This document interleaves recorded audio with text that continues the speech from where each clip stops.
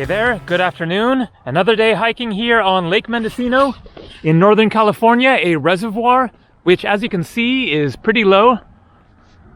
This right here would be an island if the water was higher.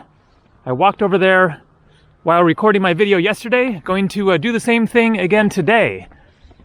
There is like a path, it looks like, on the left-hand side, so I think this time I will walk up that and kind of get into the forest there on that little island. So the topic for today is about traveling to Europe, a very important thing that you need to know if you're planning to travel to Europe, especially if you are planning to travel longer term. If you are just going to Paris for a week or whatever, then it is not as much of an issue, but there will still be some things that are relevant for short-term travel as well. And so if you are planning to travel to Europe, then your first question is going to be, do I need a visa? Can you just go there with your passport? Obviously, you will need a passport, but can you just get on the flight and fly over there and be allowed into some country of Europe without a visa? Now, there is no yes or no on that because it depends a lot on which country you're from, which passport you are using. So, for example, if you are from India, traveling on an Indian passport, then you do need a visa to travel to many countries of Europe. Now, as for which countries exactly, then that gets kind of complicating, and I don't know the exact answer. But basically, in this video, I'm going to be addressing the Schengen zone, or Schengen area.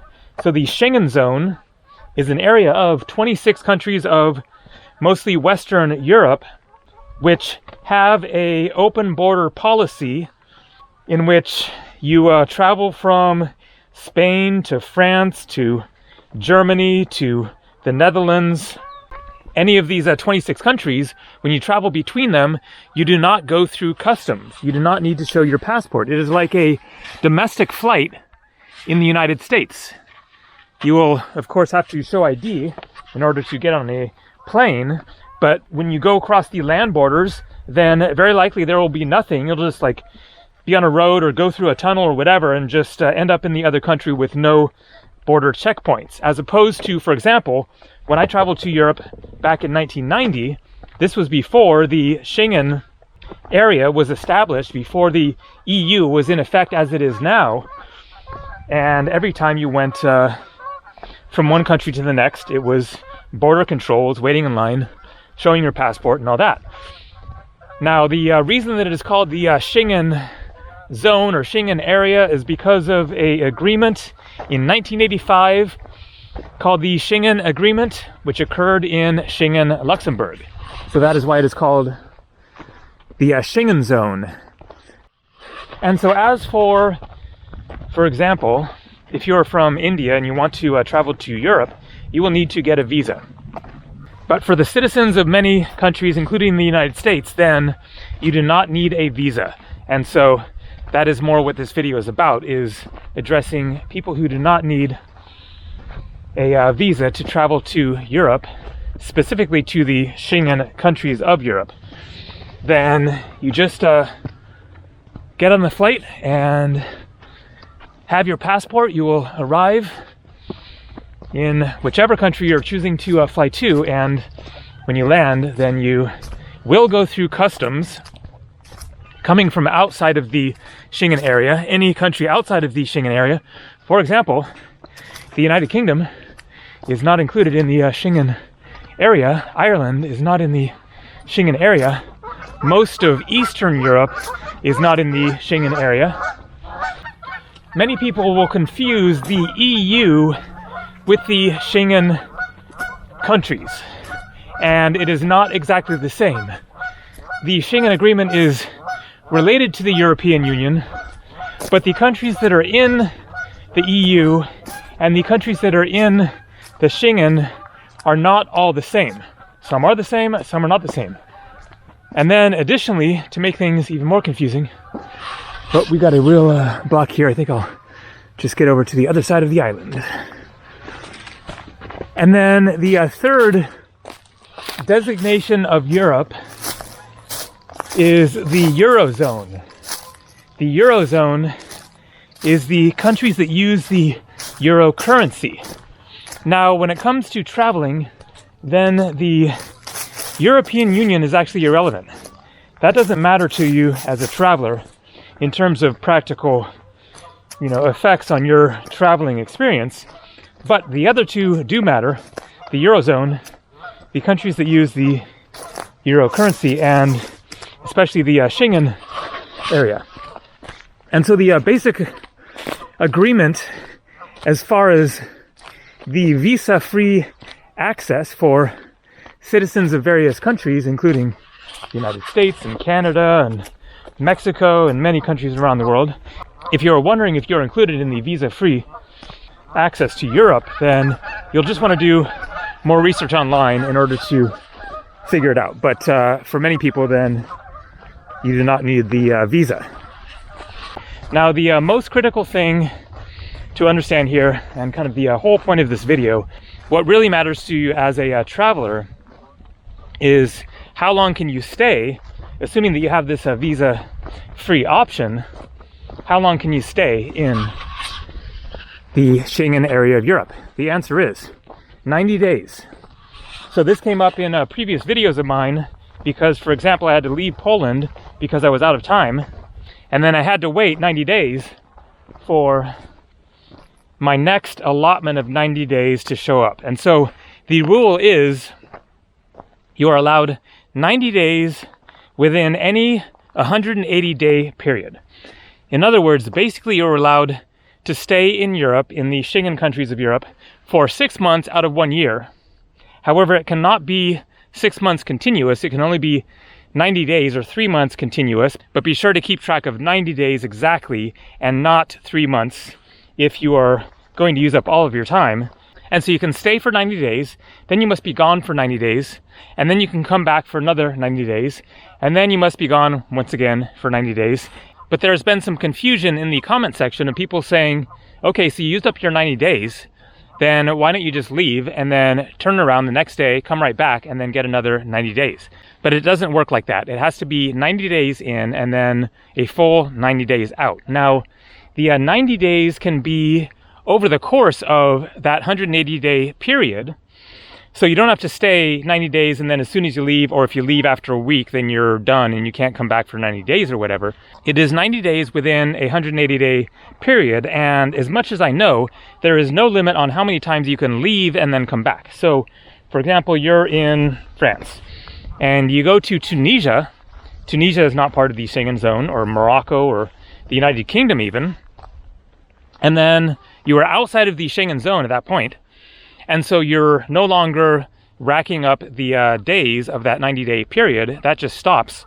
And then you can turn around and go back, and then the clock restarts, or it doesn't restart, but the clock continues. So let's say you spent a week in France, and then you went to the United Kingdom for a week, and then Tunisia for a week, and then you went back to France.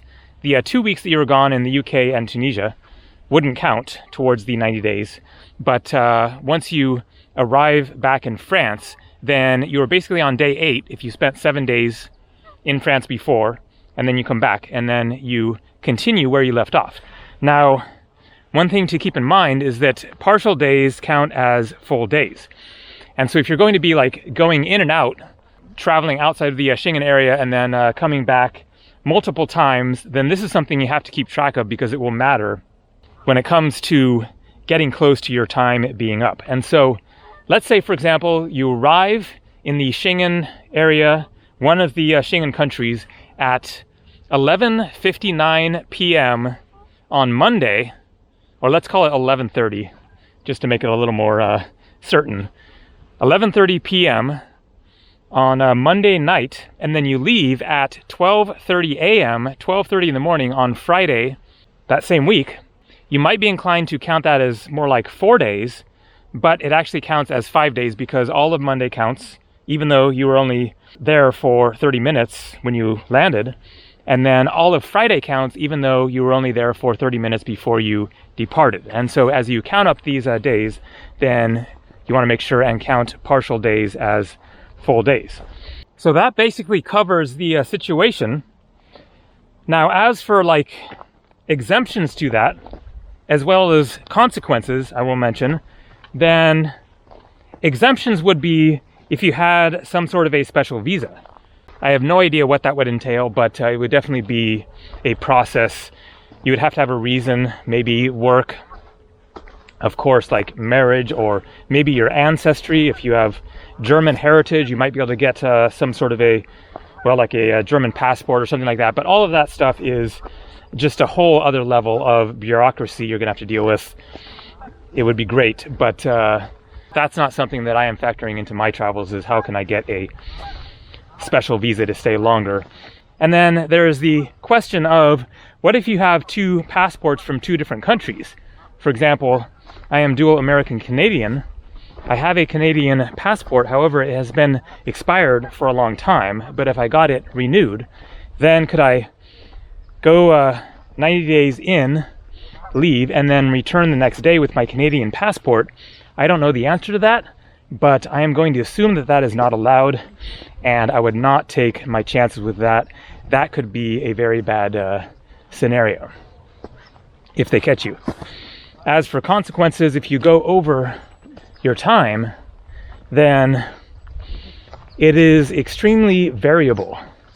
You don't know. It could be jail time, it could be a fine, it could be nothing.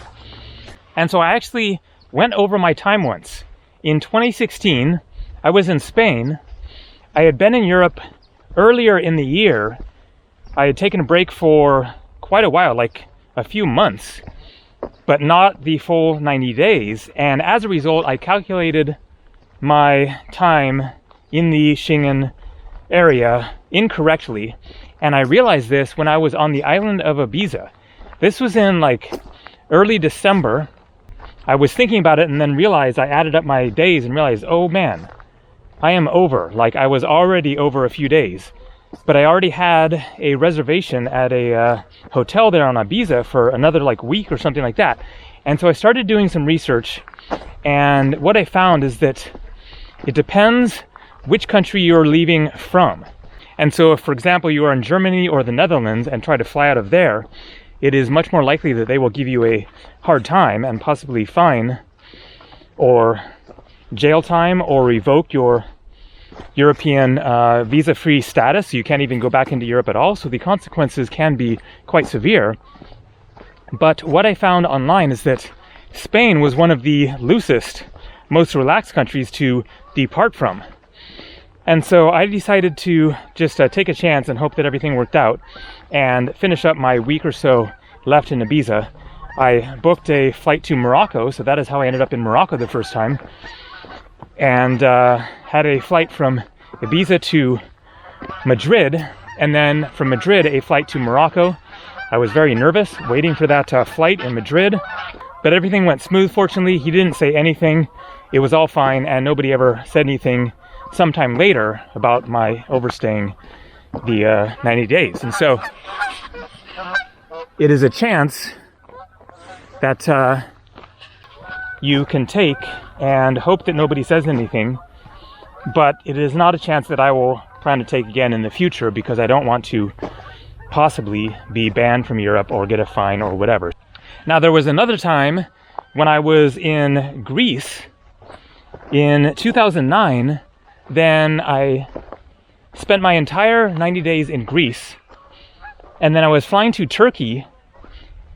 I had been to Egypt for 3 weeks in the middle of my time in Greece, but I had calculated it, and I might have been either one day over, or maybe it was exactly on the 90th day. I forget, but it was very tight, and I wasn't 100% certain that I got it right. And when I went to leave Greece to get on the flight to Turkey, where I was going next, then the guy took a long time looking at my passport and looking in the computer and kind of going back and forth. And then finally he handed my passport and let me go. But I think that he was looking at my time out to Egypt and then back, and then calculating everything exactly. And I might have been, close to being detained and having a problem there. But things fortunately worked out. Now, as far as like what to do once your 90 days is up, now you have to leave the Schengen area, but you have other options. in Europe. Now, of course, you could go to, as I said, Tunisia or Morocco or, you know, wherever, elsewhere in the world, but there are lots of options still in Europe, including, as I said, the United Kingdom. So you've got all of England, Wales, Scotland, Northern Ireland, as well as Ireland, and then lots of countries in Eastern Europe. And so you can just go to Albania, or most of the Balkan countries. I think Slovenia is in the Schengen area. Croatia is not, because I was there in Croatia last year, or 2 years ago, 2020. People were asking me, how could you go to Croatia if Europe is closed? Well, Croatia was not part of the Schengen area. It was the Schengen area that was closed to Americans at that time. But Croatia was open, Serbia, Macedonia, and lots of Eastern Europe, Ukraine, Moldova, Georgia, Armenia, etc. So just keep in mind the 90 days in, 90 days out. Then just find a country that is not in the list, and then you can go there. So there you go. Speaking of Europe, thinking about maybe heading back there sometime in the coming couple of months. One of the many options I'm thinking of, but I have some interesting places to go that I haven't been to yet, so we shall see. All right, that's all for now. See ya.